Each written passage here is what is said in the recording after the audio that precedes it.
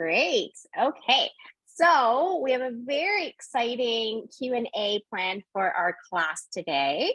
As you know, throughout this term, as well as reading the articles, you have been assigned chapters in a book, What's Not Allowed, by Teresa Headley and Erik as well. And just a very brief introduction, not that they need an introduction at all, because you've gotten to know them by reading the book. But Teresa and Erik are both good collaborators of mine. We've worked on different projects together.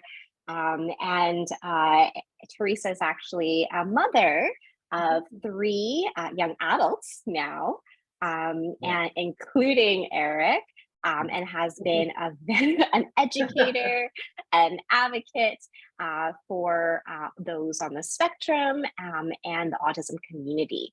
And they actually have moved from really coast to coast across Canada, but did spend some time in Ottawa for a little while. Well, 10 years, actually. For 10 years, just a little while.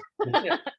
And I know Teresa worked closely with the education system here in Ottawa as an autism consultant, as well as working in some of the classrooms for kids on the spectrum. And so now they live out in BC, in Victoria. Well, just north of Victoria. Just north of Victoria. Yeah, 3 hours north, but yeah, you're close. Yeah. I geographically, I knew it was somewhere there. Yeah. And they are joining us today for a Q&A. So right before reading week, everyone sent in their questions that they would like to know from Teresa, from Erik. And so we've had some time to read over the questions, and we are going to answer some of them today. So Teresa and Erik, if you want to say a few words or add to my introduction, please go ahead. And then we can start with the Q&A when you're ready. Sounds perfect. Well, first of all, thank you. Thank you for having us here today. We're very pleased to be here. Yes. And we're very pleased and honored that you would consider including the book in your curriculum, including What's Not Allowed, alongside the scientific and academic models and research, because you really want to show a complete view of autism, what it's like to have autism, and what it's like to support a family member with autism. And I think that can be done with those two working together, the academic and the lived experience. And I think what you really want to show, and what we've discussed, is that the autism journey is complex and it is very emotional. And a memoir shows that, and it gives you a more complete picture. We also want to thank the students, your students, you watching this, hello. We're really excited. We'd like to see you sometime, so maybe we can arrange that as well. But right now, we know you through your wonderful questions, and we appreciate you taking the time to read the book, to reflect, and to write those questions, which really made us think. And we worked on this for over the past week, and we keep revising the questions because we hope the answers are really helpful for you in your future profession. So we've taken the questions, there were around 10, and we've alternated them. We've arranged them on, we have little notes here. And if you saw these notes, I'm hoping I can read my own writing. There's a lot written here because we have a lot to tell you. And we've arranged them. I ask Erik, Erik asks me, and we go through the 10 questions. And I think it's become kind of more like a conversation, hasn't it, Erik? Yes, it has. Yes, because I say something and he chimes in and vice versa. So I think that's more natural, and I think you'll find that quite enjoyable. And also, what I want to say that some of them take longer than the others. So question 2 is a wonderful question. It's a doozy, and it's a lot of the stuff that we did at home with Erik, a lot of the methodology that's pretty interesting. And we have some props and things to show you. So that will take longer. And some of them we go through quite quickly. And having said that, Erik's going to tell you a little bit about how we do this, the visual approach. Yes. We will use some visuals to help us to explain what we're saying. I am a visual thinker, so a visual presentation represents the way I process the world, and also the best way to teach and reach those with autism.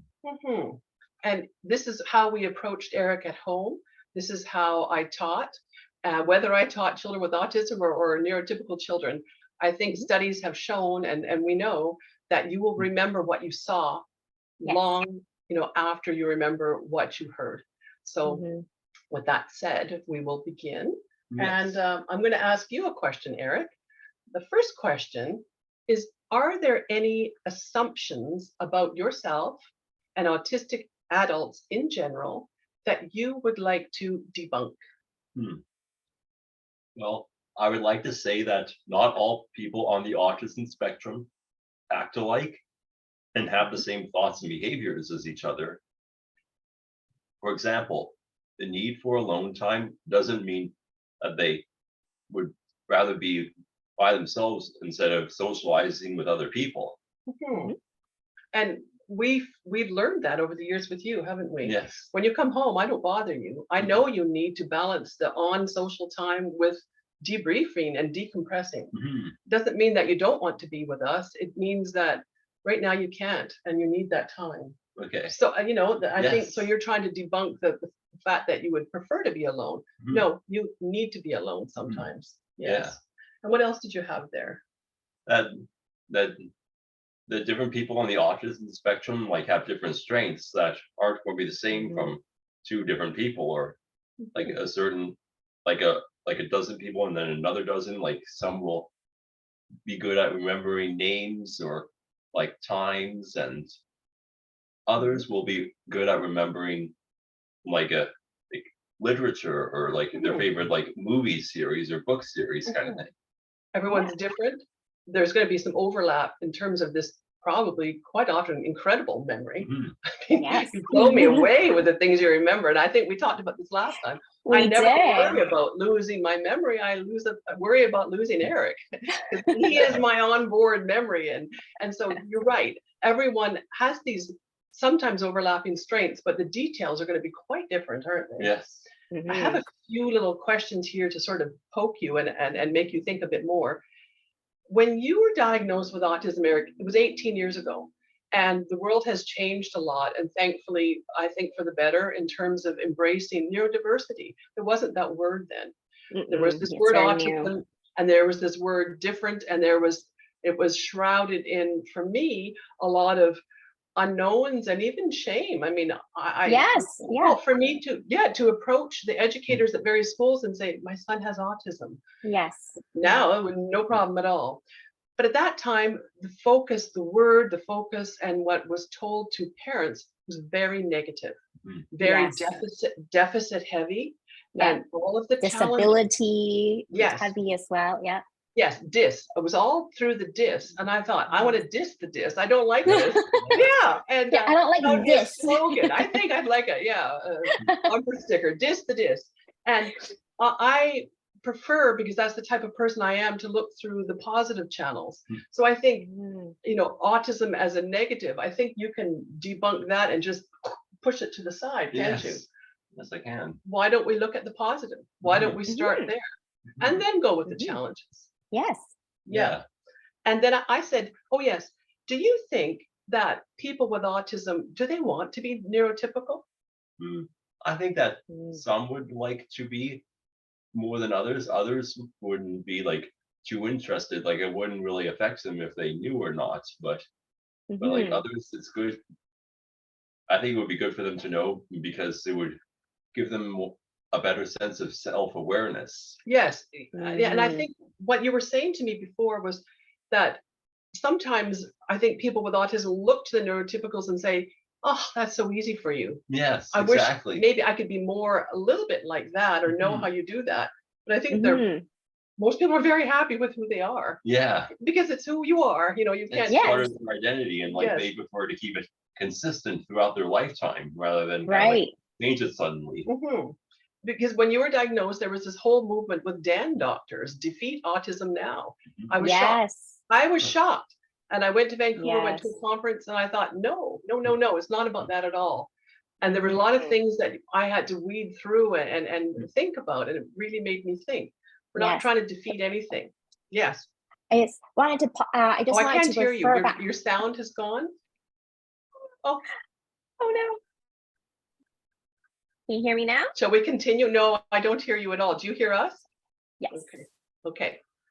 Can you hold your question and we'll continue? Because I don't hear you. Okay, we'll continue on. I have another one for you, Eric. When in the past, when I said autism, people said Rain Man. Yeah, like the movie. Yeah. Is that an honest representation of everyone with autism? I wouldn't say that it represents everyone necessarily, just with some people, because like some people can know interesting facts, others kind of prefer to like keep to themselves and kind of like stay in the little bubble, and others kind of open up more. Mhm. So it's a spectrum. It's not just like for like a one normal standard. Exactly. So I think we can debunk that everyone with autism is like Rain Man. Maybe have some of those attributes, but no, that's not autism. That's one example. When you've seen one, right? Right. Yes. Can you speak to us? I want to see if we can hear you.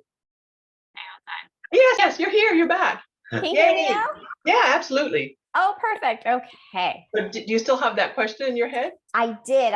Well, it's more of a statement. So going back to defeating autism, because we had this conversation in the class, and it was something that I think a lot of the students were surprised by. We had read a paper about optimal outcomes in autism. This is a paper that was published by Stelios Georgiadis and Connie Cassary. And they were very surprised to hear that originally the optimal outcome was to lose the diagnosis, right? So this was almost 18 years ago that this was the prominent belief was that the outcome for therapy, for all the interventions, was for those who were diagnosed, especially children who were diagnosed, to then continue and develop enough skills to not present as autistic anymore. So it's interesting that you bring that up as shocking, right? Because that was something absolutely that was shocking. prevalent. It actually gives me a shiver when you say that, because that was exactly, it was 18 years ago when I was first introduced to autism. And as a teacher, I would never try to change someone. I'm just trying to enhance and peel back the layers and enable them. But never, you can't change people. You can soften edges, but I mean, why would you do that? And I was shocked, and I thought right away, no, I just knew right away. And I know it was, and that's the question that my friend Karen brings up in the book. She says, I don't get it. What are we trying to do here? Are we trying to show autism, or are we trying to hide autism? And embrace it or hide it? And I said, I don't get it either, because in this atmosphere, we're told, let's therapy this out. But for me, I was trying to embrace who he was, and you know, so it was very difficult at that time. Yes, yeah. I'm glad you I'm glad you brought that up, because I think from Karen's perspective, it's interesting to hear from what you think. Yeah, so it was difficult. So let's go to number 2. And this, like we said, this is the one we love. This is the doozy, because we get to bring in all of our props, which are all around us here, and let's go. So you answer that. That's that one. So how has your education background helped you understand and support me? Well, it has, and absolutely. I was a teacher 11 years before I was a parent. And I knew that when you approach students and children when becoming a parent, you look at them all the same, but you treat them differently in order to bring out best outcomes. So I have jotted down 7 things, and I'm going to give you an overview, because that is good teaching. And then I'm going to go back to each one of those, and we're going to give you some kind of cool examples. And just before I do that, I want to mention that all of these examples were in the manuscript for the book. And I loved this chapter. It was called "You Can't Plant a Garden in Sand." So if you don't have a fertile environment, things don't grow. How do we make that environment fertile so that Erik can thrive? And because that's what it's all about, making the environment work for Erik and for others. So that chapter was full of everything we did, all these really cool examples, but it got taken out because it was made the book too long, and it was not a memoir. It was a how-to section. So sadly, we removed it. And for me, I think it's the most practical. I tried to sneak some of those into the stories, and I achieved that, but we're going to talk about more of them. So the 7 things that come to mind are tuning in and structure, fun, visual, organized, hands-on, and celebration. And under each of those, we're going to give you some examples of what we did at home. So the tune in one, I think we used this last time, and this shoe has been all over Canada and on television and many videos. This is one of your shoes, isn't it, Yes, Erik? it is. As a teenager. And so this is my prop for tuning in. If I look at Scott and Erik and Heather, my 3 children now, young adults, the same way, and treat them exactly the same, the outcomes, not going to work. So teaching taught me to tune in. This is Erik's shoe at the time, and it was quadruple tied. Why did you do that?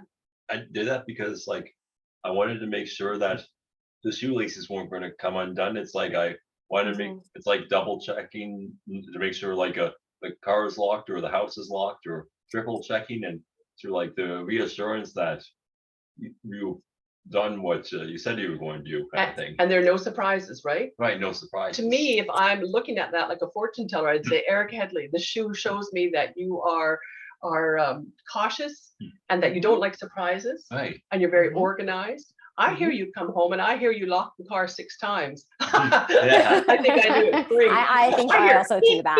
Yeah, I do that too. Yeah, just make sure it's really locked. Nobody can get in. And so that's what this shoe shows me. And it shows me the kind of person you are and the way I need to support you. Yeah. And one of those things led to transitions.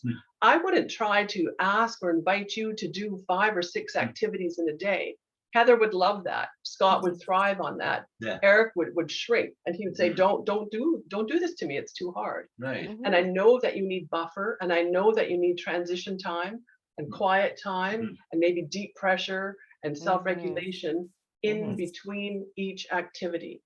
Maybe you needed to jump on the trampoline before you did your homework to bring up your energy. Yes. Yep. Maybe you needed to sit with a weighted blanket before we did some reading. Whatever was needed, we did. And so that was one thing. We want to talk about the need for concrete examples. Yes. And I love this part, taking concepts that are quite abstract and making them concrete. Yes. Because that's what a lot of learners with autism need. We'll start with something called the finished box. He's got the props. This little thing, the finished box. I don't know if you can see the writing there. Yes. Yes. Okay. I went to a conference once in Vancouver, and there was a psychologist there, Dr. Rita Jordan, whom you may know from the UK. And she was talking about autism and perseveration. Repetitive statements over and over and over again. And Erik had many.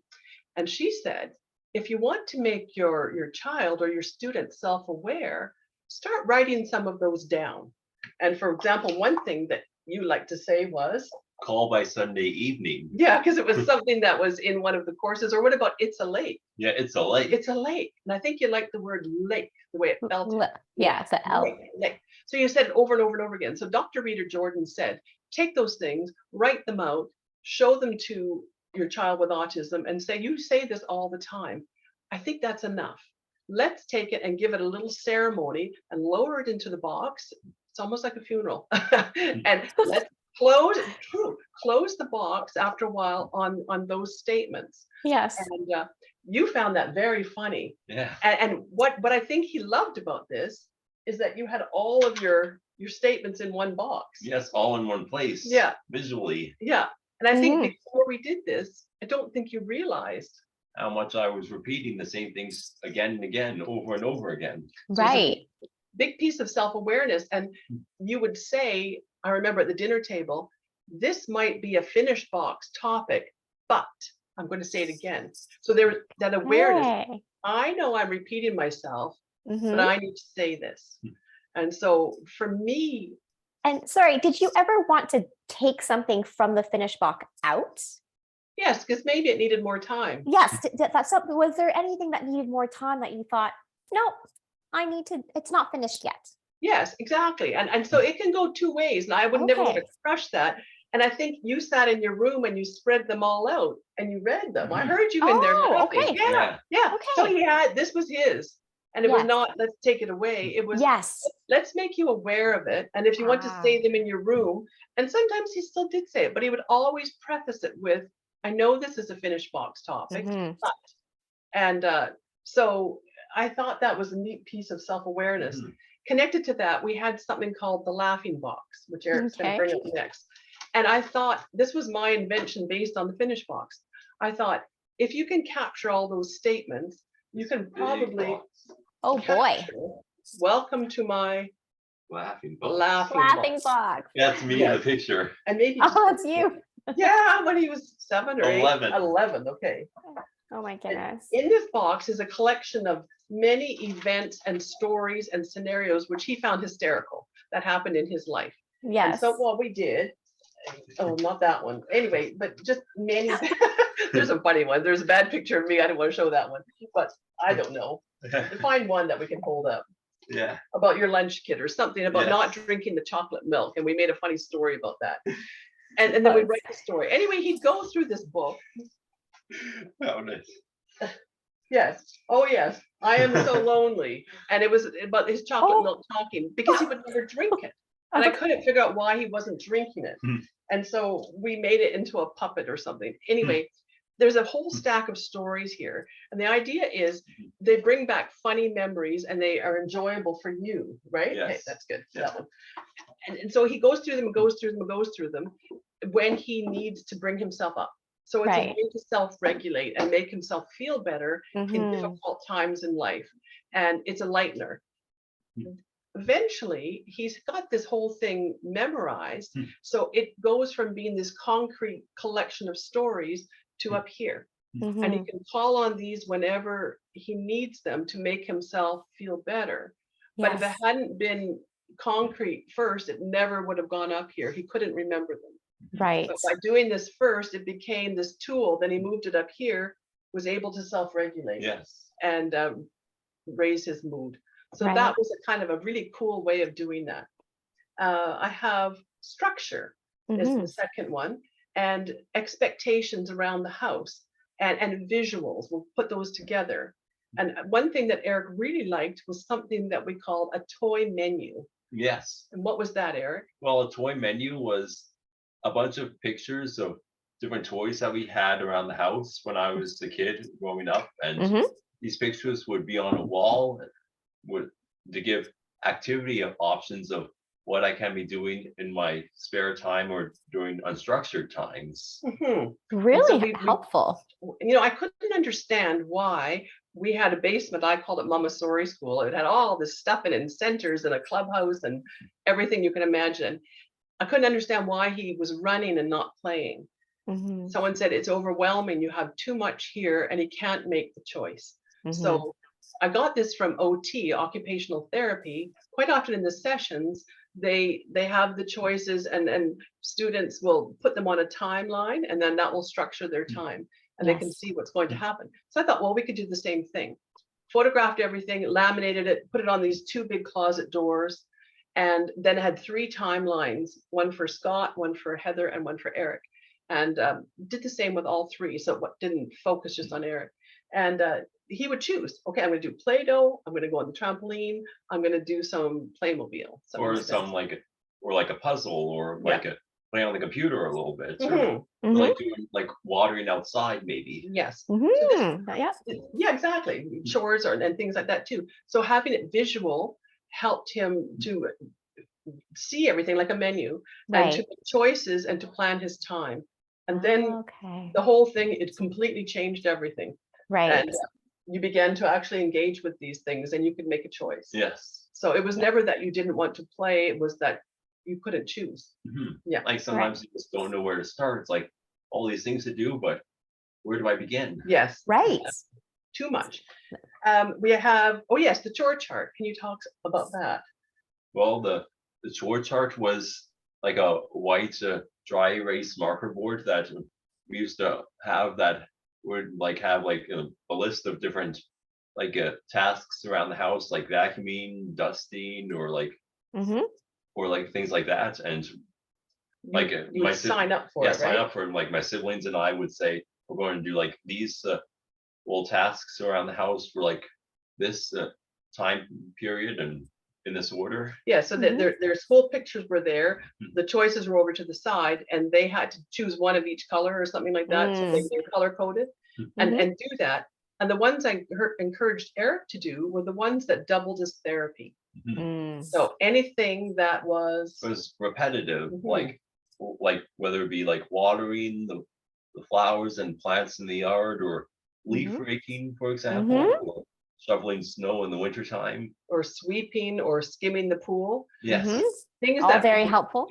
And very repetitive too. And that was therapeutic. A couple other ones. Oh yes. You know, a lot of parents and grandparents say to me, and we'll touch on this later when we talk about advice, I don't know how to connect, and my child is nonverbal, or I just don't know what to do. And I said, well, I'll always go through, of course, what they love. And there was a book that Eric loved, and he wasn't talking very much at this stage, called Mouse Mess. And he read it and he looked at it again and again and again. So what we did is we made it a very visual experience. And I copied from the book some of the pictures, and then he and I colored together. Yeah, scenes from the book. Of course, I love laminating. That's part of the teaching thing. Laminating too. Laminated them. And then we would lay the pictures out in the order of the story. And we would talk about the story together. And then one day I switched the order of the pictures, which made you very annoyed and agitated. Yeah. He said, that's not the way it goes. You know, and I think he could talk a bit, no, you know, and he put it like this, which was fine. I said, but how about if we change the way the story goes? And that became a game. And then you really like that. Yes. So total connection through this book, these visuals, which he carried around with him, he loved them. Yes. And it was just such a neat experience, and all through one book, and the things that one can do. And so creative, I think. And I think these are all very helpful for some of my students who they're in the education system. So they work with kids in the school. There's different schools in Ottawa, as you know. So I think these are great tips for them. Yes. Oh, thank you. And it will show you more. And yes, you can use them at home or at school. And of course, the classic in terms of structure and visual and organization is the how-to timelines. And these were getting ready for bed and up in the morning, both of which represent a transition. Transitions are hard. So getting ready for bed, showed what to do. And one of the things that we did that was really neat and you loved was Giant Erik. Giant Erik, which we have represented by a little tiny likeness of Erik here. But what we had was I traced him a life-size on Bristol board, and then I enlarged a picture of his head, which we put on this tracing, and we clipped it and we hung it on his wall. But every night we would lay we call it Giant Erik on the floor. And what did you do to Giant Erik? I would dress Giant Erik up in clothes to help me decide what I'm going to be wearing tomorrow, like the next day. What my outfit will be like to go to school, or like if we go to an event on the weekends, like what to wear. Yes. It was really neat, because in the morning, that's the big thing. I don't know what to wear. I mean, we could all do it. We could all dress a giant likeness of ourselves just to get ready. And sometimes we do lay the clothes out. But to make this, and this is one of the things I'm talking about, make it fun. Make it something that he enjoys. Instead of saying, get your clothes out, he wouldn't do it. But dress Giant Erik, and he smiles and thought this was great. And you used to run in circles around Giant Erik and clap your hands. And then in the morning, that choice didn't have to be made.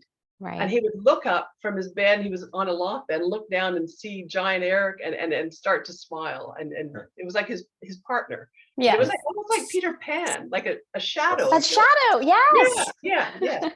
So that was pretty neat, the Giant Erik thing. Moving on, I'll go through these a little more quickly. The fun part, oh yes, this is in the book.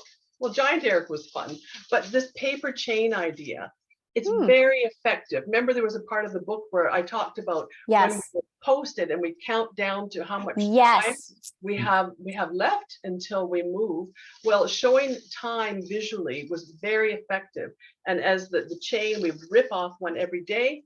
As the chain got shorter, we knew it was either moving day, it was when a project was due.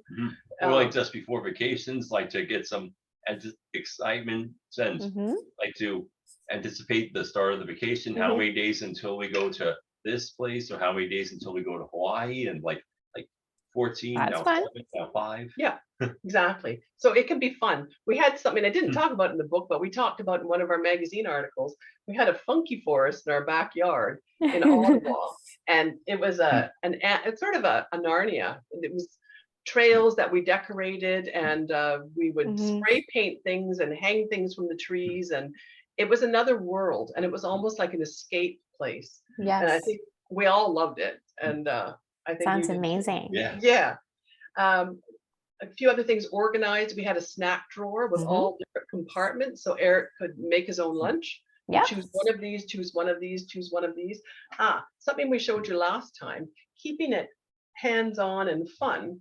We used, yes, you remember the puppet? I remember the puppets. Yes. Now these were really, and this is exactly what I did using when I taught. I taught a lot through puppetry, and it worked out really well with Erik too, in a surprising way. When Erik was 6, 7, 8, he didn't talk a whole lot. When he put one of these, it's a harbor seal, because we live on the West Coast, and we did back then. We have 5 actually, a whole family of them. When you put one of these on your arm, what happened? I started talking more, and like talking to people through a puppet, and got me engaged and in the groups. Yes, because puppets don't make mistakes. Erik was tired of being judged about how he was coming across and if he was socially acceptable, socially correct. But a puppet is not judged. Right. So as soon as you put this on, you became, it became your voice. And the language just exploded. And how neat. How neat is that? So neat. Yes. And then this one. Yes. You saw this one from before. We like this one. Yeah. And this was quite significant in Erik's childhood. Every day he would come home from school from about grade 2 to grade 4, or maybe even longer, grade 5, and dress as Jungle Boy. Yes. Because like the puppets, when you're in costume, you are something different. Yes, right? It's like you can be a different character. You don't have to just be yourself. It's you can be another person and be celebrated for it. Yes. And you could figure out this person because you knew it, but sometimes you couldn't figure out yourself and your own emotions and how you fit in and what you were expected to do. Right. But when you were in this, you were free. Yeah. And you came home from school after a difficult day. Even if it's a good day, it's a difficult day because you're having to negotiate the social world and figure it out. Yes. And so he would put this on and disappear into his jungle bedroom, and the lights would go dim and the sound effects, burbling streams would come on. Yes. And we could hear you talking, and sometimes Heather would dress as Jungle Girl and go in there. So highly effective. The very last one I'll talk about is very quickly is we had 3 frames in our kitchen called Latest Greatest, and whatever they wanted to celebrate, every month we changed those. Whether it was a test at school or like a certificate that I got, like an honor roll, or like a goal that that I had overcome, like a fear that I would not have done when I was younger that I just did. It's like stepping out of my comfort zone and nice. Just anything that I'm proud of, really. Yes. Proud of, and I think as you just said, they showed your growth. That you met your goal. To show how far I've come. Yes. Now there was a part B to this question, which we'll just sort of sail through because a lot of it relates to part A and about all the things that we did. And does your lived experience as a mother of an autistic man help give you a better perspective on how to support other educators and teachers? Well, absolutely. And what I did is I knew what worked as a teacher myself, but I also looked at those years where you thrived. And we talk about this in the book. Same Erik. Yep. Different results. Yes. Why is that? It's because what is projected upon him by the teacher each time. So we look at grade 3. Grade 5, grade 6, in grade 7. Not grade 8. Yeah. We skipped that. No, we skipped that.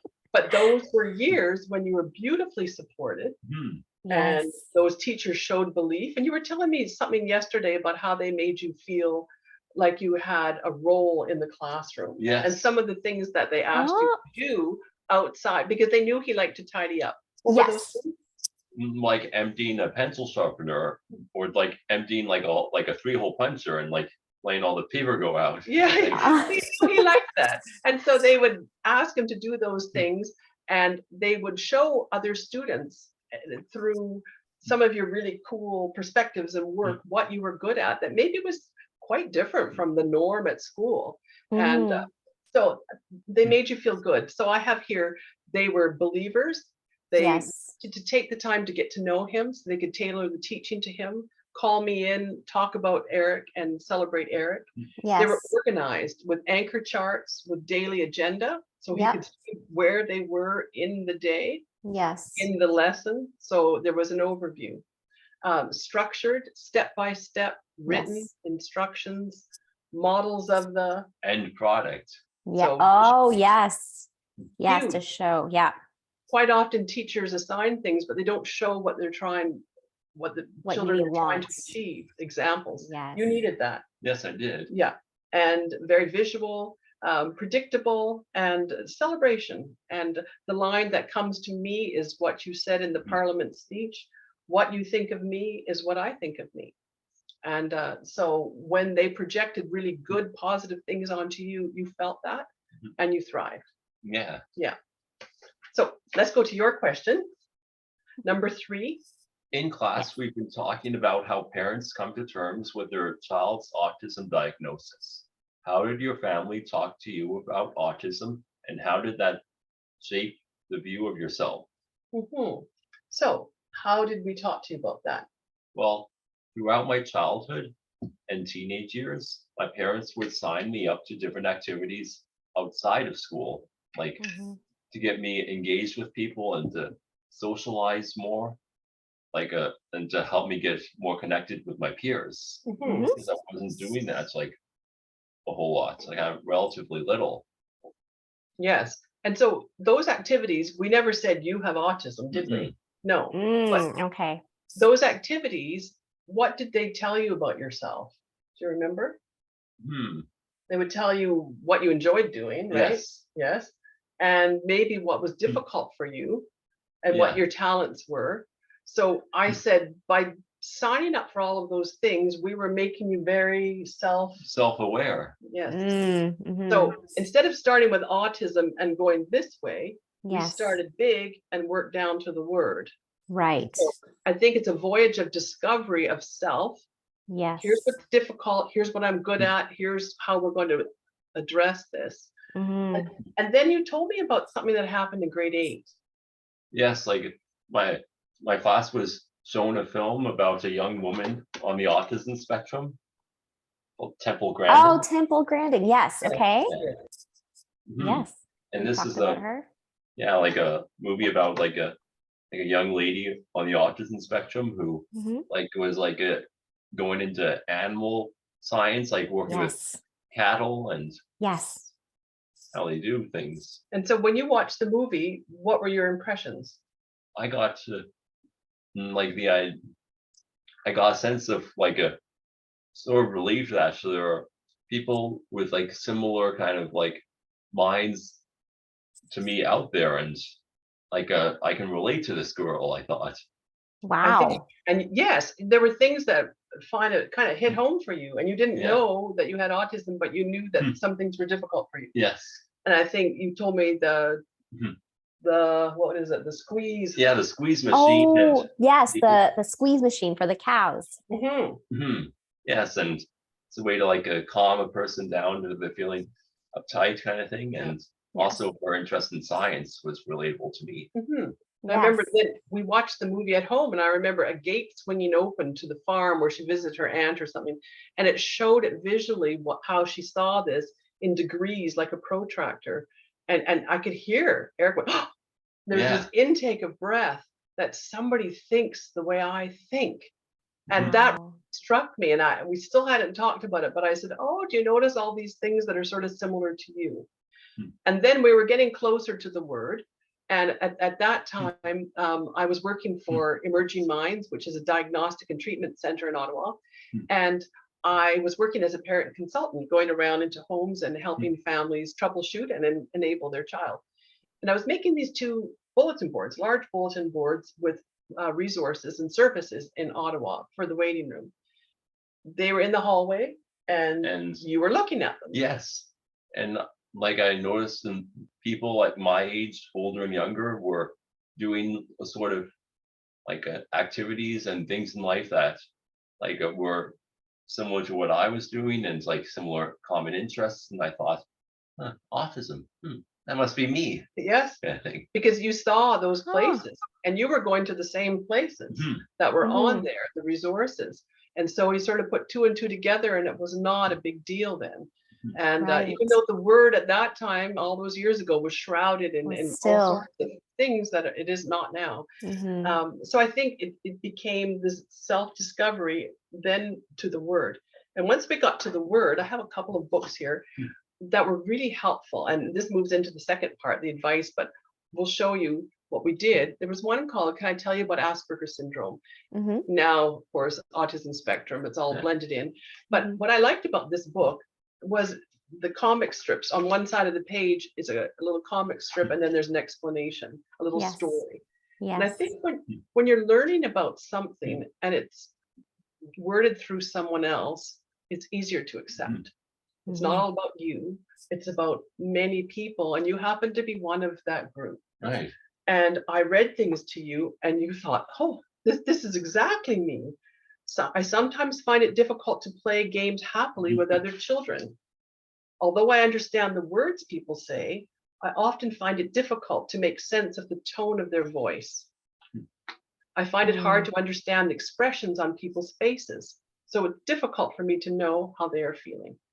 Many, and with the illustrations, and I have it all tagged because I took this with me on the consultations, and other parents said, this is perfect. This is how we can educate our child about themselves. And the other book that you liked was this one, Different Like Me. Yes, My Book of Autism Heroes, showing people like Albert Einstein or Isaac Newton or Nikola Tesla or Temple Grandin. And Andy Warhol. Erik really likes the art of Andy Warhol. Yeah, and many others. And Glenn Gould, our Canadian pianist. Yes, that's right. Yes, and those people have long, or some of them are alive, but many of them are long passed away. The thought is, if they were alive today, they would probably land somewhere on the autism spectrum. But for Erik to see these inspirational people who changed the world, and to know that this was a very positive way of looking at this, of course, through the strengths. And for you, quite exciting, I think. Yes. Yeah. Quite exciting indeed. So we'll move on to the part 2 of that. Do we have advice on how families should talk about autism in the family? Well, I think that like family members of people with autism should kind of find a way to mix autism in with their interests and compromise the 2 together, and to say this is what you like to do or talk about, and this is a condition called autism spectrum, and see blend it in with their interests. So you're saying to me, what I'm hearing, and I like what you're saying, is that to make it real, make it relatable. Take the child and say, here's everything we know about Erik that he's really good at, and how he shines. People with autism are often like this, and they often also have these challenges, and they will also often teach us so much if we're open to learning. And I use the example in the book of Buddha's hands, the teaching hand and the receiving hand. And it's a circuit, and we give and we receive, which is, I think, an important thing to emphasize. And we would say to Scott and Heather, for example, look at the way Erik notices objects and their shadows.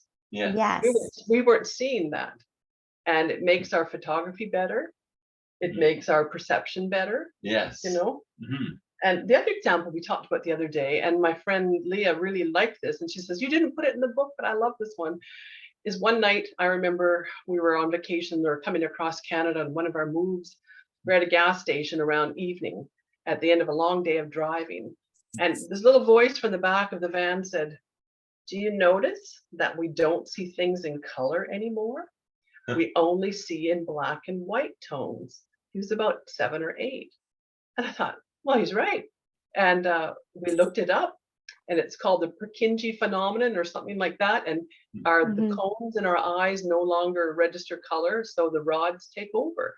And it's what happens. And the world drains of its colors, and it's only in black and white until it gets dark. Right. I hadn't noticed. I had gone through a lifetime not really noticing. It took Erik to notice that. So I think if, in terms of advice to families, point out these extraordinary things that we are gifted into seeing because of people like you. Yes. And Yes. we don't all need to be the same, and we're not supposed to be the same. No. It's not supposed to be like that. And it gets really rich and interesting when we're doing this kind of layering. We're doing this. Stay positive. I think I have that, or is that a little later? But we do stay positive, and we always we have the little picture frame there. Yeah. Always reframe, and I think this comes up a little later too. But oh, just a minute, it's tangled on something here. Just pull that off. Yeah. We like to reframe, and quite often things won't go according to the way you think they're going to. And we have an expression: when you get a no, a better yes is waiting. Yes. So maybe you didn't get into that program for a reason. Maybe you're going to get into something better. So that's our reframe visual. Yeah. We also, and teaching families to do that, because you will need to be able to do that. Yes. And also talk about the challenges through social stories. Works so well. And we had a book here. Yeah. A couple of them, but this is the one. By the time you got to Yes.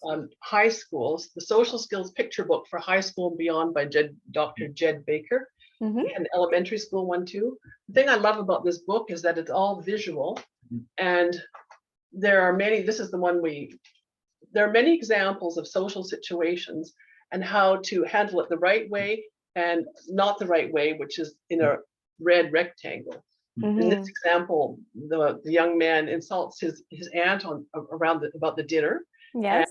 And, the other one, this is what he could have said. So the red rectangle is the warning: don't do it like this. Okay. Yeah. Which Erik found very funny. I mean, he found quite hysterical. Yes. And the foot and mouth book, really, don't do that. And this is the right way to do it. And we actually developed a family meme because of this. Yeah. When someone did something like that, or one of us, we'd say, "Oh, that was a red rectangle." So it was a very visual way of explaining social situations and understanding the best way forward. And that might be something that families could adopt. Right. And was there anything else that we wanted to talk about there? Well, I can about having the ability to remember directions and remember names. I liked geography a lot when I was a kid, so I was able to find certain places by looking at maps, like real maps and Google Maps online. And I was able to say oh, this road is called Anderton, for example. And you just remembered wherever we went in the world, he seemed to only see it once and know where we were. Yes. So those are the kinds of things, whatever the child is good at and their interest, to go through that and celebrate that with the family. And look at that first. Okay, let's move on to the next question. And would you like to read that one to me? Yes. In class, we just finished reading about the service cliff that many autistic adults experience when they transition into adulthood. For example, many individuals go from having access to daily programming, for example, at school, recreational activities, etc., to nothing at all. Have you and Erik experienced this drop? Yes. And Erik made a very good comment when we discussed this question earlier in the week. He said, we really had these cliffs every time we moved. Yes. Armed Forces family. That's right. Services ended. And I think I likened it to an octopus arm with the suctions, and we had to pull up those supports and services and then try to lay them down again and create them again. Again and again. Very difficult. So yes, cliffs on the way. And and we had things beautifully set up in each place, and I had to do it again. But I Yes. have to just quickly touch on what the journey is really like. You read that all these services and supports are available. You hit Yes. many walls. Yes. Quite often, no, not for you. You're No. not eligible. Not, Yes. you don't really fit that. Or Yes. yes, you do fit. Yay! But there's a 2-year wait for that. Yes. Oh, you know. Oh, yeah. And so it's an in the dark journey, and it's not even a choose your own adventure because there's no menu. It's a No. stumble on options It's kind like, of oh, adventure. I think there's a door here. Oh, maybe I Yes, can go through. Nope. Okay, next.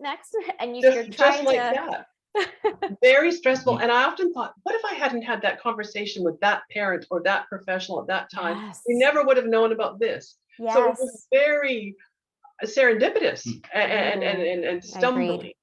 So I have, bottom line, there was no roadmap. And that's why right now in Parliament, Mike MP Like, has just introduced the bill for the National Autism Strategy. yes. And I say, hooray for that. Hooray for Yes. making it coherent, making it very similar across the board, taking Yes. a lot of this responsibility out of parents' hands and having something, a plan. Yeah, say something. Yeah. Oh, yay. And I think that's a great way to put it. We've talked about in class how different autism services and programs are across Canada. Yes. So what you have in Ontario is not going to be what you have in Alberta, and it's going to be different in BC. And so families move around, families might not understand how to navigate these different systems. And so, and we haven't really talked about the national strategy quite yet, but what they're doing in Parliament is trying to equalize it across Canada, have a strategy that works for all families across all provinces so that there is some equality across Canada in terms of the plan for autistic individuals. Yes, exactly. Thank you. Equality and something concrete, and something real and something practical and usable that doesn't have to be recreated every time and does it's not the responsibility of the parents to figure out, right? And which takes a huge amount of stress and time, energy, and on top of all the other things that you have to do. Like I said, autism must never stand alone. It's in the middle of everything else going on. So yes, we did. How did we manage it? And we talk about this in the book. I'll take you through it quickly. Extending grade 12, 2 years of grade 12. Wasn't ready to be finished. We weren't ready to be finished. And I was very much, and the theme here is slowing the timeline and allowing Erik to grow into himself and allowing the social and emotional Erik to catch up with the intellectual Erik. So a second year of grade 12, second year being co-op, 2 wonderful placements. Yeah, and like the 2 placements are like a seniors retirement home, like a long-term care facility for elders, and like Rogers, like a TV, like a headquarters, like a camera operator there. Yes. So learning those skills, but learning so much more. What it's like to be in the workplace, really what it's like. And other things, can you think of the things that this kind of the skills that came away that you didn't expect? Like what it's like to be like in the workplace, on the job, like the real deal and not just the classroom. Yeah, not the theory, and how to dress for success, personal hygiene, interpersonal communication, interpersonal skills, like workplace expectations and emergency preparation and goal planning and personal development, all sorts of things. All that kind of stuff came out of that. Yes. Question: did you have support? Oh, we can't hear you again. It's gone. Yeah. Oh. Hold that. Oh, there. Go ahead. Okay. Did you have support in those positions, or someone to help you, or teach you those skills? I did have some support. I think it was through the counseling department in the high school or the co-op. There was the co-op. There was a fellow that was in charge of co-op, And so they would go in and help to create these positions and explain all about Erik, as did I. I went in as well, and with Erik and got a tour. And so the school, and they were very empathetic and organized people in those places. We made sure that the environment was right. And the school was always in touch with those people. Yeah. So there was some, and they knew it was something that I felt very comfortable with. Good. And then what we searched for was a transition to employment program. Right now in Ontario, there wasn't that in Ottawa. There was something kind of like that. It was in French, which wasn't going to work for us. But I know that there are colleges around the province that have a program. I don't know what it's called, but you can sit with a tutor beside you, a note taker, and someone to help you interpret the course material and help you get through it. And that was not the case in Ottawa. But I did find that in British Columbia, this transition to employment, where Erik learned the skills that he just talked about, workplace safety, expectations, and goal planning, and things like that. You did that for about 2 years, didn't you? Yes. Yes. And then we thought, okay, now we need to move on to something else. Here we are, we're in the dark again, moving forward. So we found a community organization, and this was explained to us, I think, through North Island College or something, called VIVERS, Vancouver Island Vocational and Rehabilitation Services. So it's a provincial program to help him with his resume, interview skills, and to get him into the workplace. Yes. And to go in and help in the workplace. However, this coincided with COVID. So yeah, he did a little bit and then had to stop and then continue on. But by the time you got back, I think you weren't eligible again for the support in the workplace. So, things looped, and this is, if I have to say something to the students, this is not a linear journey. It's a loopy journey. Yes. And you have to be prepared for that. We'll talk about this a bit, about what courses you took. We'll save this, the college courses, to enable him to work in the daycare. But I think my bottom line here is to don't rush it. Tailor the timeline. Allow this person to grow. Everything you do is experience. It's all good. Even if it looks like a failure, it's not. It's life experience, and there's always learning. And we embraced it that way. That was part of our reframe. Everything is learning. And sometimes it's successful, sometimes it's not the right thing, but that helps you to see the right thing. It takes you in another direction. So, Erik, let's move on to the next question. What advice would you give to an adult who suspects that they may be on the autism spectrum, but has not received any sort of diagnosis? I would tell that person who isn't 100% sure if they're on the autism spectrum or not, like, to not allow change, not allow people to change who you are, and just continue being yourself. And it's not up to other people to define you and your identity. It's up to you to define you. So the word should be helpful for you, autism, or the diagnostic, whatever comes out of that, but it shouldn't take over. It should accentuate who you are and help to explain it and help to get services. But it for me, it doesn't swap anything. You're Erik, and this is one thing about you. So very interesting. Is there anything else you want to say about that? Oh, it's up to you to define you. So I've got a few questions for you to sort of extend this. Do you think that every adult wants a diagnosis? I don't think all adults want the diagnosis. I think some would like it more than others, but other people might just not be interested. Like, it's just what they are, and it wouldn't be helpful for them. Exactly. Yes, I think if you're going along, and we all have traits of autism, every one of us. We all do this when we get excited, and we repeat things when we need to understand things. We all lock my door a couple times. Ding, ding, ding, ding. We do, and check. Did I turn that off? Did I turn that off? And check and check. We all have that in us. When there's so much that it gets in the way of life and moving forward, maybe you need help. Maybe you need a diagnosis. But if it's not getting in your way, and maybe you don't. So I don't think everyone does want one. Right. No. Do you think everyone related to this do they need one? Those people that are having challenges, do they need the diagnosis? Well, maybe it's good for them to like be aware of their capabilities and like their capacity of holding information and like what they're capable of doing and what's like is like too hard for them or too overwhelming for them. It's good to for them to have that sort of self-awareness, but Yes.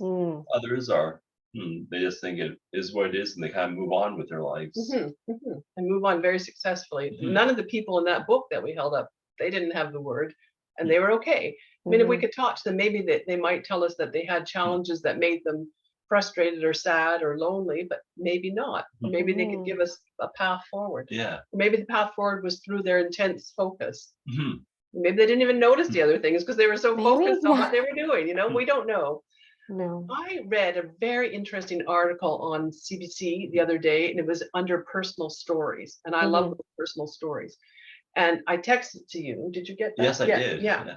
And it's about a grandmother who finally got a diagnosis in her 60s or however old she is, because her granddaughter was suspected and it was thinking, oh, she might be on the autism spectrum. So when her daughter said, Mom, I'm going to take baby in to get tested, then the grandmother thought, I'm going to go in too. She was diagnosed with autism, and she said, oh, it's a pretty well written article, and she says, you know, I always wondered why it was so easy for my sisters to fit in, to say the right thing, to do the right thing, and for me it was excruciating. It was like everything was blurred. I didn't know how to do this, and I tried to reference them and I tried to copy it, but I wasn't successful. So I spent a lot of time on my own, and it was a hard go. Well, she got married and things worked out okay. So I thought, yay, I recognize that part. But what she said, and this might be some advice for people who are on the fence or not sure, is almost everyone I've heard, and especially adults, the result of a diagnosis is an extreme sense of relief. Relief that was not about them. It was something in the way that they're wired that makes it more difficult, because they're wired in a way that's different from many other people. And so that might be something to really consider in terms of a piece of advice. If you're not sure, and you don't have to release this word, it's your personal word. And that's another whole other category. Which we talk about. Who do we tell and why? It's a relief. And so that would be something. Did you want to chime in anything, or? Oh, I wanted to thank you for giving us that insight, because we've had a number of conversations in the class, especially around females who are on the spectrum, because when Erik was, I think, first diagnosed, it was really mostly males. But now we're learning that more and more females are on the spectrum as well. And what that might look like, and how they go about their journey of seeking a diagnosis. So all really interesting insights, as well as advice for individuals who might want to have some answers. And it always struck me why. I like to challenge everything. Why at that time was it 4 to 5 were males? And you probably have heard of this theory with Dr. Baron Cohen in UK, that autism is like an extreme form of the male brain. It's very systematic, and it's very literal, very black and white. And it's like your husband on steroids or something like that. I thought, well, actually, I do see that. That intuitive, empathetic. And then so with the females, what we're hearing is that they're better able to reference other people. And that's exactly what this grandmother was saying. I looked at what my sisters were doing, and I tried to copy that, because that was the recipe for success. Males don't do that so much. This is who I am. This is the authentic me. And that's it. I like that. I do. I appreciate it. That's who you are. So how interesting. I mean, it's a conversation that goes in many, many directions. So many ways. Okay, so let's continue on. These ones are a little faster. We got through the real meaty stuff. Number 6. What kind of support services and accommodations do you think should be made available to autistic adults and their caregivers that are not currently readily available now. Yes, and this one relates to the question that we talked about how did you manage after the drop, the service cliff drop thing. And I don't know, we talked about it's different from province to province. I don't know what is currently available in each province now. It's always changing. So I've taken this question and I've called it In a Perfect World. Yes. And I've made it my fairy tale, my autism fairy tale. Yes. And, if this were to be the reality, and let's hope the Autism National Strategy mirrors my fairy tale. Yes. Bottom line, it helps caregivers by taking them out of the equation so much, taking the responsibility out of their hands for having to develop this map. Yes. So I'm just going to sail you through 4 things here that we already talked about, but wouldn't it be wonderful if this was the reality? That in grade 11, grade 10 and a half, grade 11, yep, parents are approached, say, let's make the plan now. Yes. Let's look at your son or daughter. Let's look at the options available. Let's make a plan for many ways, because we can't predict the future. If your child is going to go, or your young adult is going to go and take further schooling, let's look at all of the accommodations that are available. Fewer courses, probably not full-time, because we need to have downtime. Supports available, equipment available, a note taker, a tutor, whatever you need, you got it. Yes. And it's not going to be taken away from you, and you're not going to be denied that. Here it is. If you are going to go directly into an employable position, what are the skills you need? How are you going to get those? We're going to give you someone that's going to work with you. And maybe the transition program, like what Erik took, would be available to everyone wherever they were, to teach those soft skills, those subtle things. Yes. And so there are different ways of doing this. So either stream, you have total support. You have someone sitting next to you that is not your parent. That is not your parent. Yeah, No. so That was the family. me, no, you don't want that. I don't want that. He doesn't want his mother. He's 24, you know.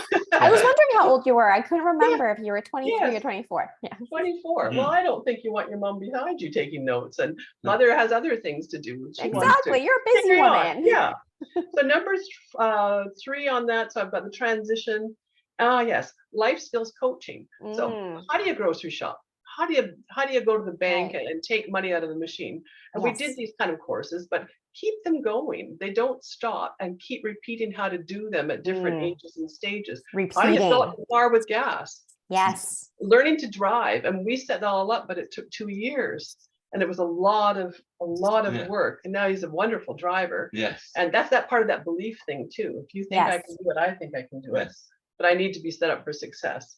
Exactly. Well, the last one on this list, and this is we're not there yet. And hopefully in the next 10 years, we will be there. Housing. Yes. And setting it up, we thought, my mom grandma lives in a retirement residence home. Wonderful. She's got her own suite, and then she goes down for meals, and there's social activities.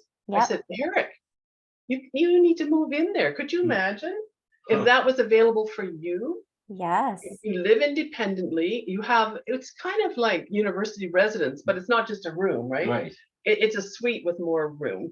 Right. And then you go down with meals, and you can chat with other people, and there are social activities, and then you go back up, and then you have a little job on the outside. Yes. 2 part-time jobs.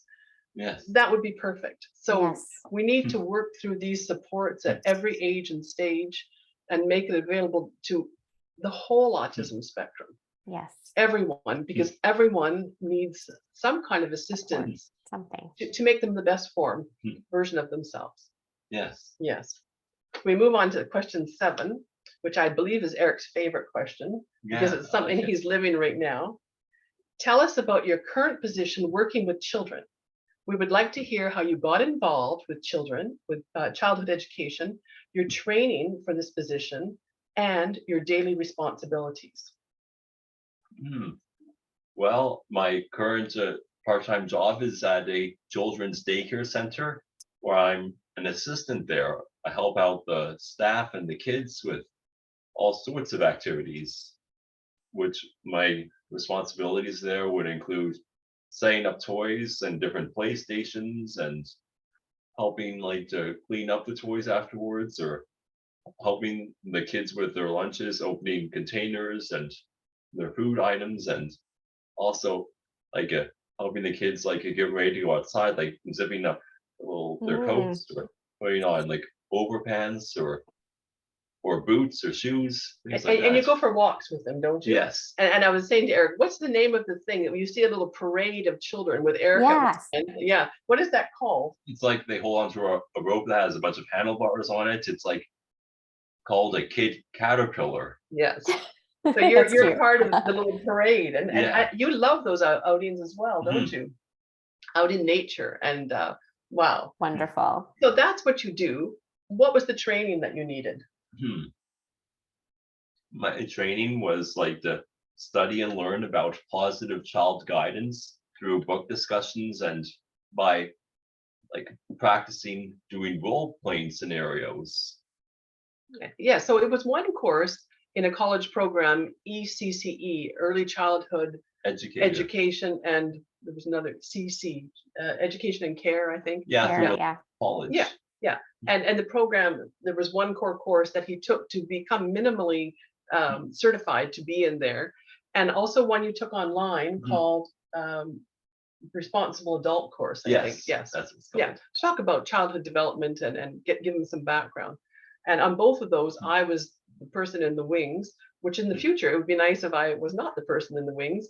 And we were promised that there would be a person in the wings, and then suddenly we weren't eligible for that. So it was yet another back comes mom kind of thing. But it worked, and you love it.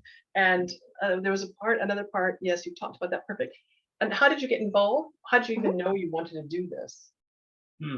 Well, during my teenage years, I spent a lot of time with little cousins of mine during the summertime at a family cottage that we have. Right. And like, so the kids would like come over like with their parents, and like my siblings and I would like babysit them, and we do different activities like play games or go swimming with them. And so what did you like about it? Why did you say, okay, I'm going to take this and make that maybe a career choice? I liked how kids looked up to me and made me feel good and saw me like in awe. Admired The me. gentle giant, he's very tall. How tall are you? I'm about maybe like 6 feet 3/4 or 6'1". 6'1". I mean, not That's very tall, but tall enough. Yeah. That's tall. Yeah. Now, tall when you're 3 feet tall. You're a little kid, yes. Yeah, exactly. Okay, wonderful, Eric. And I just want to ask you, so if you could just give us in one line, what's the best part of your day there? It's when I arrive, like in the morning, some of the kids look up to me and like get excited, like, oh, Eric's here. It's a wonderful feeling, isn't it? To be appreciated for who you are. To be admired. Exactly. We all need that. Okay, let's go. We're on to our last page now. And question 8, you're asking me. So, do you have any advice you would like to give to parents and siblings of an autistic individual, child or adult? Yes, lots of advice, but let me boil it down to 4. Let me see if I can do that. I'm asked a lot, particularly by grandparents. We talked about this before. How can I connect? Yes. That's what I want to do. How can I know, understand, and connect with this child? Because that's what we dearly want to do as parents and grandparents and siblings. And so I will talk about connection. But I think the first thing I would tell them would be to step into the shoes. If you really want to understand that child, look at them. How do they tie their shoelaces? What kind of person are they? What are their interests? And always go through those interests. And that's how you will connect. And we'll talk about a little bit more about that in a minute. But that whole thing about what you project onto me, we talk about that a lot in the book, words. And the words that we use to the child, encouraging them always on successes, not the outcome, but the process. How hard did you work? You know, I love the way you're working hard. It doesn't matter what grade you get or whatever. That's right. Yeah. that you enjoy it and that you're doing your best. The effort. We say, just do your best. Yes. And so that whole idea of what you think of me is what I think of me, because if they're hearing those words, those become their inner words and their thoughts and how they feel about the whole self-concept. So that whole words, so important, so important. And the positivity and the reframing, as we talked about, everything can always be taken and I like the way you do that. Reframe. I know, I really like it. Yeah, yeah. And you know, Dr. Jonathan Weiss talks about it's not what happens to you, it's what you do about it and the meaning that you attach to that. Are we going to cry over spilt milk? Are we going to clean it up and get some more and say that happens? You know, so always accentuate the positive and try to reframe. We talked about there's always a way to connect. And some of them, we're going to talk about the title of the book, What's Not Allowed. When Erik was little, he was mesmerized with these signs that are everywhere. If you start to look now, you will see them. And we have, I think, 7 little books, so hundreds of pictures. And you must understand that this was before digital photography. So this was a while ago when you were 20 years ago. And all sorts of signs and symbols. What did these books become for you? What was the significance of these books? I thought that my family was like showing appreciation and interest in what I liked and what amazed me. Were we trying to change you? No, they're trying to like celebrate my perspectives. And say, okay, this is cool. Let's make it a family project. Let's see how many of these we can find. Oh, there are a lot. And friends are still sending them to me now because we've got, you know, marijuana. Oh, sometimes you can't do that. Oh, So we don't have those. I said, oh, we don't have that one. It didn't exist then. No. So go through the interest. Jungle Boy was another one. Puppets was another one. Whales, Erik loved whales. He loved outer space. So we made a planetarium in his bedroom. That's in the book. Yes, yes. Taking the outdoors and moving it in, making the jungle room. So those are all points of connection. And there's always, the advice is there's always a way to connect. And that's how you celebrate that child. Yes, that's great. That's amazing. Thank you. So number 9, and I think this is your question, and this is one that we were asked last year, and you and I were chatting about this before we went live here, and we said how interesting to look at the answers from last year and look at the answers from this year. Yes. And you will see a little change, and that is growth, and that's very cool. Erik, what are your hopes and dreams for the future? Some of my hopes and dreams for the future would include becoming more independent. For example, like me not always relying on other people to do things for me. Sometimes I just have to like step in and take charge without being told what to do next. And do you think you're doing that more? I think so. Oh, absolutely. Because like I like hand vacuum around the house, or I like go. Sometimes I take down recyclables like in a container down to the garage, or I set the table for dinner times and put together salads and cut up like peppers and onions for dinner. He's my sous chef. And I need one of those. I know. Oh, it's wonderful. It cuts the time literally in half. Yeah. So very appreciated. Do you have other things in there? And like to make and keep connections with people outside of my family. You talked about that last year. Yes. But this year you've done something about it. So tell us how you're making those connections.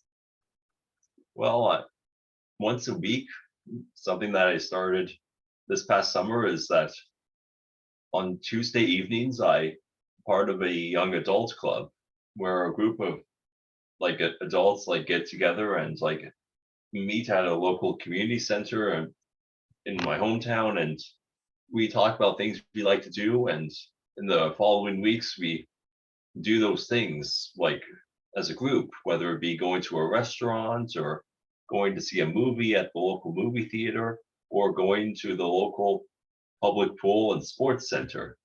And you drive there. You drive there yourself. Yes, I drive there and back. Yep. Sometimes I have to drive back home at night, so some challenges and growth. Very nice. Totally independent with this.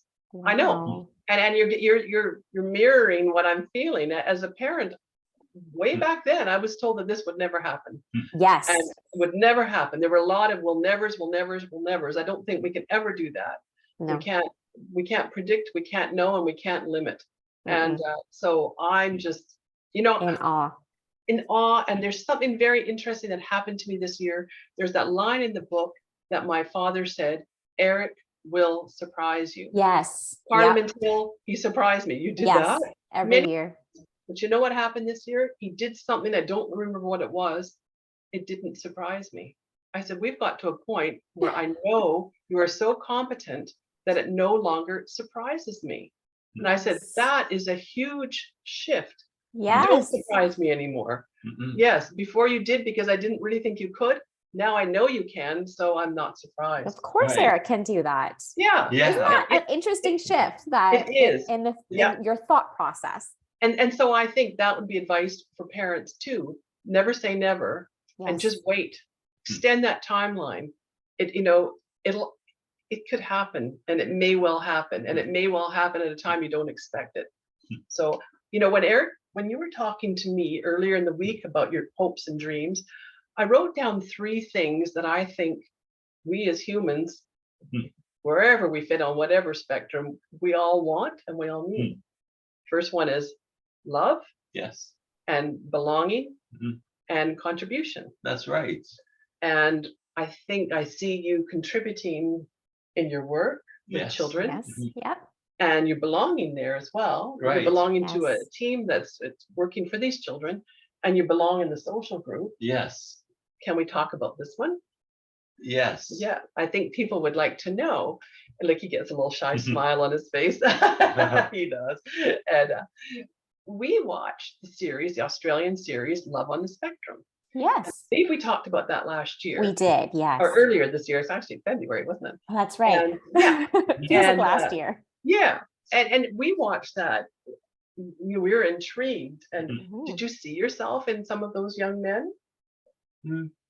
I'd say yes and no. Like I can relate to them and I can see where they're coming from, but I find that if was to be matched and paired up with a lady, I would want it to be more natural and it not too arranged. Sometimes those dinner dates we found were too unstructured. or what do we talk about next? I know, and it was televised too. Erik said, "Oh, could you imagine?" The pressure, knowing it's one thing to do that, but to have it recorded for a show. I know. Yes. Extra layer of pressure. Yes. But I think all those people had very good senses of humor and very good senses of themselves, that self-awareness. So for you, that matchmaking wouldn't be your thing. Yes. No. So more what would be a perfect date then? A perfect maybe first date? I'd say meeting a person through a common interest and activity, kind of the social group that I'm doing, and maybe reconnecting afterwards. Yes. And doing something that's not something that you love to do. Maybe a walk on the beach. Yes. Something like that. Yeah. Or a walk through a local park or. Yes. Yes. I think food is always good, don't you? Yeah. Yeah. Or kayaking together. Kayaking. Yeah. Yeah. Oh, kayaking be fun. Yeah. Yes. Out in nature. We kayak right down in front of our house here and see all sorts of wonderful things. And yes. That's all good. So thank you, Erik, for sharing your thoughts on that. Yeah. Yes. And maybe next year we'll have more to tell you. So yes, stay tuned, I will ask that question again. Yes. So the very last question is for both of us, but Erik's going to primarily answer it. In What's Not Allowed, you talked about community-based activities that Erik was involved in. Can you tell us about your favorite experience, and as important as that, what it meant to you to be involved? Well, when I was 12 years old and 13 years old, my sister and I were part of a local children's theater group. This allowed me to play different characters, which brought out more lively sides of me. I was going to show you an example of him at age 12. And I was amazed. Erik will surprise you. This one, hold it up, please. Okay. That is Erik. Yes, that's me. Oh, isn't that incredible? Yeah, I called him Billy Idol. I think he looks like the singer Billy Idol. This play you were playing Bowie, maybe? Yes.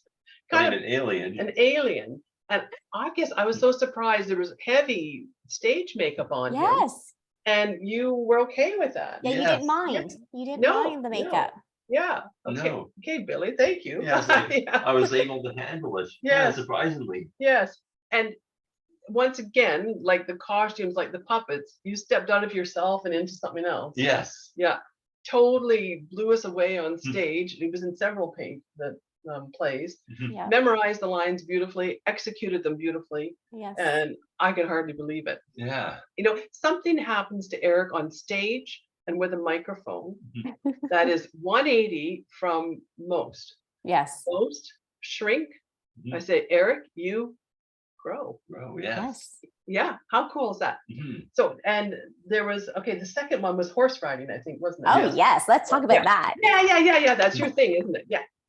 So like another outside school recreational activity that I would do when I was a kid growing up would be therapeutic horseback riding Mm-hmm. at a local like therapeutic riding barn. Yes. So like this allowed me to like meet people through like an activity, like an outdoor activity, and also it helped me become, I'd say, more comfortable around big animals like horses. Yes. And something I noticed was that it helped Erik become a lot more focused. That Mm-hmm. before that, you were sort of all over the place in your own world. What's the word you use? You were zoned Zoned out. Mhm. often zoned out and not with the group. Yes. When you're on a horse and you have can't the do that. reins, you can't do that. Yeah. You gotta pay attention. You have to be feeling the animal, don't you? Yeah. Yes. And you Yeah. had to be reading the ears and the head and everything. I mean, I don't know much about it, but I know what I saw. And I saw my son totally focused. Yes. I thought, how cool is that? Right. And Yeah, meeting isn't that other neat? people. Yeah. And there was another part of that, the voltige, the vaulting. Oh, yes, that's right. Yeah, horse vaulting was what it's called. It's like gymnastics on a horse, where it was like horseback riding, but instead of like just on the saddle with legs on either side of the horse, like I would be like kneeling on top of the horse with like my left arm forward and my right leg back, for Yes. example. Yeah. Yes, and What did you call that? I called that horse yoga. It was a bit like horse yoga. Yeah. Yes. Yeah. And I mean, it's hard to do yoga in those positions on stable surface, but when Yes. you're moving on a horse, it was very good for his core, for Yes. his balance, Very that good. focus, everything. And you love that. Yeah. And the third one is YouTube. Yes. And who knew that? And once Yes. you show us the picture, you know, in the book we talked about Heather, his sister's Yep. YouTube, part of an international collaboration channel. We made videos every week for 4 years that were seen by millions around the world. And Erik was cameraman and also I was also this actor, like that's me in the purple. Oh, that's right. yeah, he was a character called Colorful Ken. Yes. Actually, I think as I speak here, he may be going through some transformation. You can see him doing something there. And once again, he totally blossomed, and he had little groups of little girls around the world who had fan clubs for this character, Colorful Ken, Right. who appreciated Erik for his antics and for, yes, he's actually almost finished now. You can see something going on there. Oh, Here he comes. we And might who are get a you? celebrity. Colorful Ken.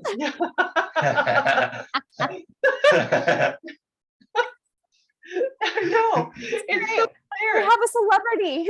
Yeah, Yeah. exactly. Yeah, with this quirky wig. So we had girls in Australia who had fan clubs, and they all had purple wigs with mustaches. These little girls, Oh my and God. they were all trying to be Erik. I said to Erik, people are trying to be you. Yes. What a Yeah. gift, what an unexpected gift. So I know it's hard for you. Yeah, I know. Actually, we did this part of the TED Talk. He became Colorful Ken Yes. in a video that we did. Yeah, Yes. it made everyone laugh. Oh But my goodness. for you to be involved in this and to have people admiring you, Yeah. What did it how mean nice to is you? that? I know, it's like all these people were like applauding me rather than like kind of like Judging. yes, and judging. Yes. Mhm. Yeah, what a 180. Wow. So I think it's kind of a nice note to sum up on. Yes. There's always a way, and there's always Yes. a way to celebrate, and sometimes it's the most unexpected therapist. Who knew that YouTube would deliver this? And Yes. who knew that you could do this? You Yeah. discovered these skills that you didn't know. No. So never say never, and just keep trying things. Yes, just try and whatever kind of helps you thrive, right? Yes. Whatever Yes. helps you continue to grow, I Yeah. think. Yeah. And what I've noticed is that, Erik, as well as you, Teresa, you're just so willing to try, right? You have that kind of go-getter attitude. And that's what something Dr. Weiss says a lot, is that how you make meaning and Yes. how your attitude towards something impacts the way you behave. Absolutely. And so I think, well, we have a choice. We always have a choice. We have a Yes. choice every morning when we get up. Are we going to be positive, or are we going to accentuate the good, or are we going to accentuate the difficult stuff? Yes. We deal with that, but we move on with the other. Yeah. There's always a choice. And I mean, it's hard. It is hard. Yes. No question. This is difficult. Yeah. But as we say in the book, continue is the power, the Japanese mantra. Just keep going and see what happens. Yes. Because you may be surprised. Yes. Yeah. Well, thank you so much to the both of you for answering our questions. And I think it's been quite insightful for me. I love our conversations every single year. Yes. And I love to hear the growth, and I love to hear the change or new insights into things that we've already talked about. And I think that the class really enjoys it. I know they've talked about, they submit to me weekly reflections where they just write anything about the class that they want to contribute or ask. And every week there's always something about, well, Teresa said in her book, or Erik did this, and this really made me think about how families feel in these situations. And I just think how lovely it is to, or how lucky well, thank we you. are. And thank you. You're watching now, and thank you to you, your students, for reflecting and doing this. And I'm sure you find that I do as a writer, sometimes these crystallizations come out that you didn't even know you had, but your writing brain delivers those, and a lot of clarity and a lot of sort of catharsis for me. Yes, but this clarity that I didn't even know. So writing does that for us. So I think submitting written reflections are a really good idea. Really. Yeah, they really are. Yeah. Great. So Well, thank you. Yes. Thank you very much. Thank you for having us. Yes, thank you. We appreciate that. Thank you. So I'm going to stop recording now. I'm just going to